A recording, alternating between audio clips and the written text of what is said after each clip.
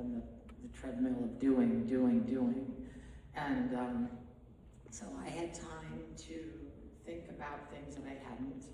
And one of the things that I was doing was, sort of editing and clearing, and went into my basement and saw that box that I had been thinking about, the box of all the letters that people had written me over the years that I felt so about my mother, and all these things that I sort of, when I got, I felt like it was too charged or too loaded, or I didn't have time to sit with it and process.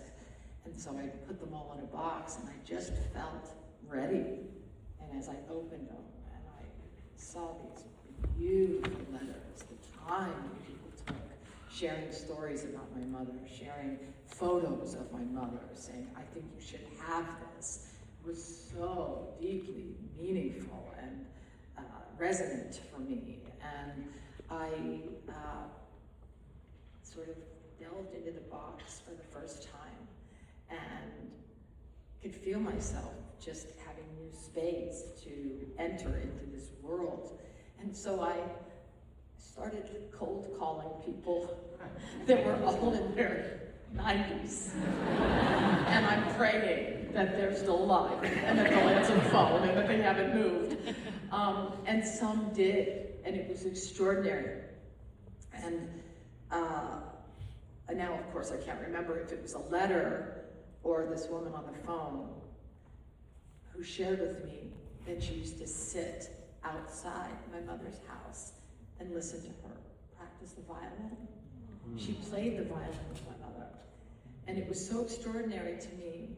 And just everything just opened up my appetite in my years of growing and evolving. And I finally felt truly ready. And that's when I decided I'm ready, because there were so many people and close people in my life, and especially after I Have Evidence, that was the first question, are you going to do a documentary about your mom? And I was like, no. Am I clear? And then it was just like, it was like magic. It was the light bulb that I said, I'm ready. And, obviously I knew that I wanted to do it with Trish after our first experience, and it was just an extraordinary moment of like reckoning and knowing and having that inner voice, learning that I've worked so hard on, is being able to listen to the inner voice inside, that really quiet little voice, right? That intuition of knowing, and say, oh, okay, I'm ready to, let's do it.